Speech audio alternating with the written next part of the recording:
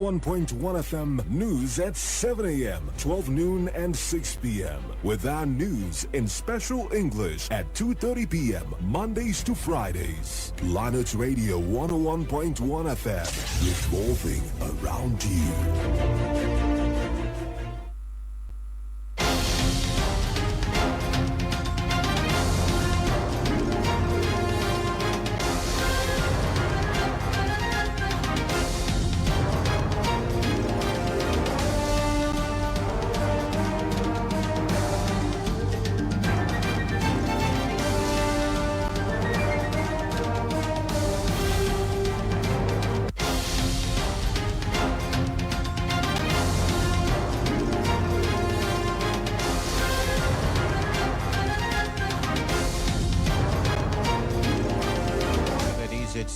President Bola Tinubu charges local government chairmen across the country to rise above sectional interest. First Lady Oluremi Tinubu urges Muslims to use 2026 Eid al-Maulud celebration to strengthen peaceful coexistence and unity. Federal government flags of reconstruction and dualization of 56.5 kilometers Ijebu-Ode-Ibadan Road. On the foreign scene, President Donald Trump threatens to hike U.S. tariffs on automobiles originating in Canada as trade war heats up. At in sports, Sabi alone to win the first game as Chelsea boasts as club beats Fulham in Premier League game. Details coming up shortly.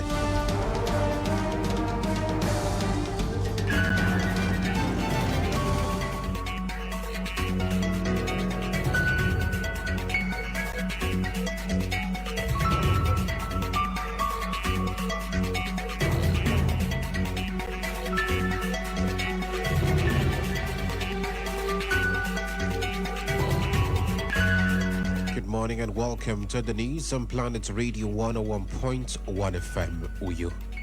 I am Mutsabe David. Our first reports this morning, this time President Bola Tinubu has charged local government chairmen across the country to rise above sectional interest and ensure fairness, equity, inclusiveness in appointments, administration, and resource distribution at the grassroots. The president said local government administrators must deliberately foster a sense of belonging among all sections of their communities, warning that laws and institutions alone could not guarantee inclusive governance without visionary leadership and ethical conduct. Tinubu spoke in Abuja at a workshop organized by the Federal Character Commission for Local Government Chairman. His keynote address was delivered by the Secretary to the Government of the Federation, Senator George Akume. The President described Nigeria's diversity as one of the country's greatest assets, stressing that its multiplicity of cultures, ethnicities, and beliefs must be carefully managed through fairness, justice, and inclusiveness. He noted that the federal character principle, as enshrined in Section 14 of the 1999 Constitution, provided by both institutional and moral framework for ensuring that the diversity of Nigerians was reflected in government. According to the President, adherence to the principle was fundamental to fostering a sense of belonging and loyalty among Nigerians, which he described as critical to the country's stability, unity, and progress.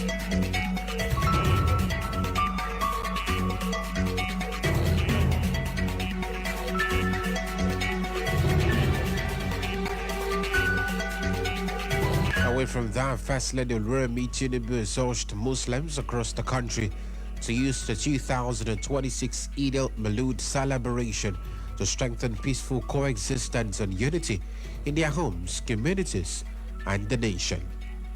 He also called on the faithful to emulate the exemplary life of Prophet Muhammad, particularly his virtues of compassion, forgiveness, and peaceful coexistence. The First Lady made the call in her Eid al-Maulud message to Muslims today. According to her, the commemoration of the birth of Prophet Muhammad provides an opportunity for Muslims to reflect on his life and the enduring values he represented. He stressed the importance of unity among Nigerians, expressing hope that the occasion will further strengthen the bonds binding the country's diverse people together.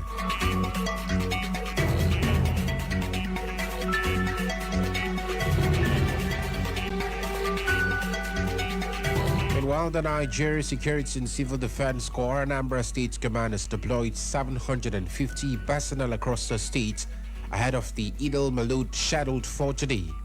Spokesman SC Okadigbo Edwin, who disclosed these, said the command has rolled out strategic security measures to ensure a peaceful, hitch-free celebration across the state.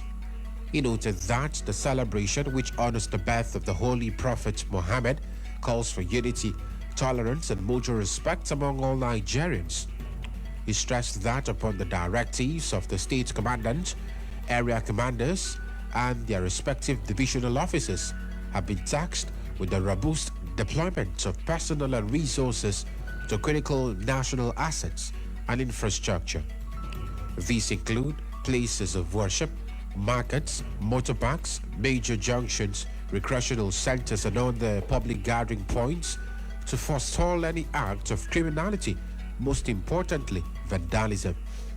Ogadigbo further disclosed that the state commandant called on residents to remain vigilant and cooperate with the NSCDC and other sister security agencies by reporting suspicious movement or activity within their communities.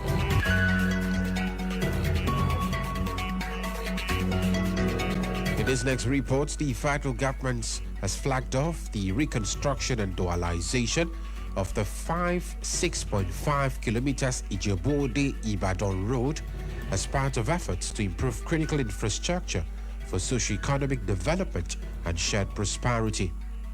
The Ogun State Governor, Dakpo Abiodun, represented President Bola Tinubu at the flag-off of the arterial road linking Ogun on Oyo State in the southwest. He said when completed, the road is expected to reduce insecurity, improve the agricultural value chain, and create both direct and indirect jobs for residents of these sister states. Speaking at the flag-off ceremony held at the open field of Legacy Estate, Idi Akbe, Ibadan, the president said the project demonstrated his administration's commitment to improving strategic economic corridors and delivering infrastructure that directly impacts the lives of Nigerians. President Tinubu described the Ibadan-Ijebu-Ode corridor as a major economic artery connecting Ibadan, Ijebu-Ode, and the Lekki economic axis, with links to other parts of the southwest and the country. According to him, the occasion demonstrated what purposeful leadership could accomplish when political will was driven by genuine concern for the welfare and prosperity of the people.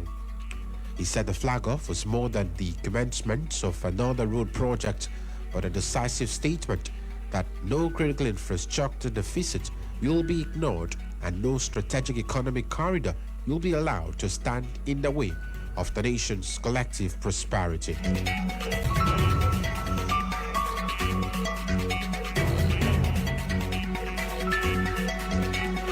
Now, in a separate development, the presidential candidate of the Nigeria Democratic Congress, Peter Obi, says the mismanagement of fuel subsidy proceeds should not be reason to return the subsidy.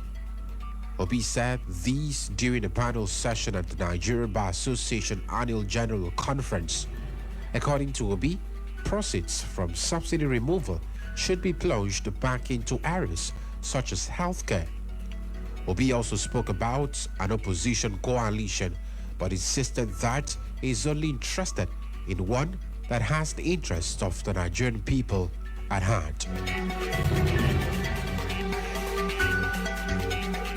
So from the national scene, the Nigerian Immigration Service has called for stronger collaboration among African countries' security agencies, researchers, policy makers, and border communities to build secure, connected, and prosperous borderlands across the continent. The Comptroller General of the NIS, Kemi Nadab, made the call in Lagos while addressing delegates at the opening of the 2026 annual meeting of the African Borderlands Research Network, co-hosted by the NIS and Lagos State University. Nandap, who said that the NIS is honored to co-host the conference, stresses that Africa's changing migration patterns, regional integration, cross-border economic activities, and emerging security threats required a new approach to border management. She said the theme of the conference connected borderlands, socio-cultural integration, and the centrality of policy, research, and security was particularly relevant to the continent's evolving border realities. According to her, borders should no longer be viewed simply as geographical lines separating sovereign states, but as dynamic spaces where families, communities, cultures, and economies interact. The NIS boss noted that while physical patrols and document inspection remain critical to border security, they were no longer sufficient to tackle increasingly sophisticated transnational threats. She identified human trafficking, migrant smuggling, identity fraud, organized crime, terrorism, and cyber-enabled threats as challenges that required intelligence-led operations and stronger cooperation among countries and institutions. You are listening to the news on Planet Radio 101.1 FM. Uyo. Let's take a breather and then bring you more stories from our foreign sports and entertainment scenes. Do stay with us. It's rising like the sun and shining forth, sustaining life like never before.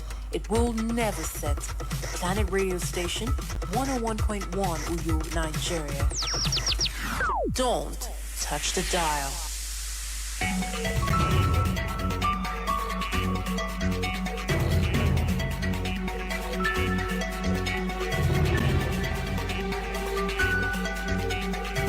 Thanks for staying with us. And now to the foreign scene, where President Donald Trump has threatened to hike U.S. tariffs on automobiles originating in Canada as the trade war between the two neighbors continues to heat up. Trump said that he will increase tariffs on Canadian cars and trucks, as well as auto parts, from 25% to 50% as of January 1st. It comes after U.S.-Canada trade talks collapsed late last week, with each side accusing the other of making unreasonable last-minute demands. Meanwhile, Prime Minister Mark Carney has called Trump's latest levy threats unsurprising and accused the president of wanting to destroy Canada's auto industry. He added that Canada is ready to resume talks if the U.S. comes with the right attitude.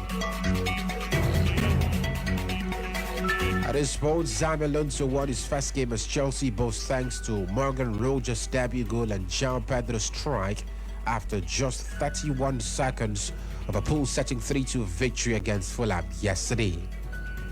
Reports say Alonso had been hired to revive Chelsea after their dismal 10th-place finish in the Premier League last season.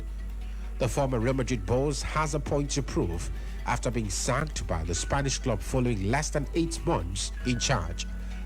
Alonso signed and short he delivered a good first impression in a chaotic West London derby at Craven Cottage.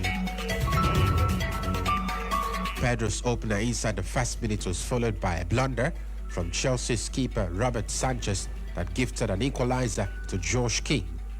Rogers put Chelsea back in front on his debut after becoming the most expensive British player in history, following his £117 million move from Aston Villa in a close season. Cole Palmer increased Chelsea's advantage after half-time, and the Blues survived a frantic finale after Gonzalo Garcia backed Fulham's second goal following another Sanchez mistake. And now to entertainment scene, where Anambra-born pharmacist and actor Chimzom Chuka has emerged as the head of house for the second time in the ongoing Big Brother Naija Season 11 show, Yasef Edition. Chimzom secured the title yesterday after beating Gerard in the final head-to-head contest, earning immunity from this week's evictions nominations. His latest victory comes after he also won the Head of House challenge in the first week of the competition. It's been the news on Planet Radio 101.1 FM Uyo. But before we go, a recap of the major stories.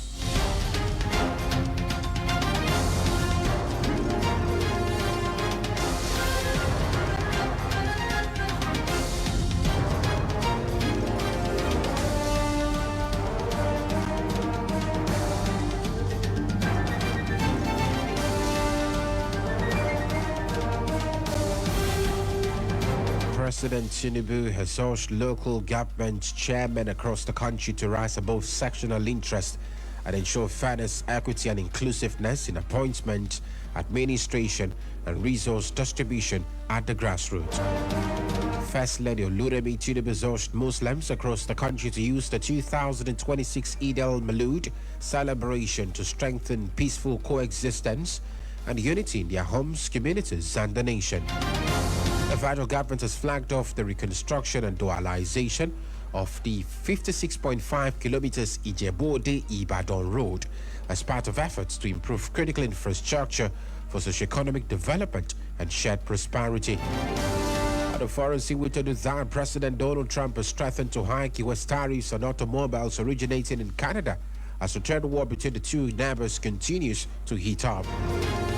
At the sports, we reported that Xabi Alonso won his first game as Chelsea boss thanks to Morgan Rogers' debut goal and João Pedro's strike after just 31 minutes of a pool-setting 3-2 victory against Fulham yesterday. For comments and coverage of the newsworthy events, call our newsroom on 0701-896-8395. Visit our website on planets101fm.ng and follow us on X, formerly known as Twitter, at planets_101fm. Also like our Facebook page at Planet Radio 101.1 FM Uyo. The news is edited by Jane Owa. As we end the news, remember that a well-informed society is a stronger society. Stay connected and stay empowered. And I am Utabe David. Good morning to you.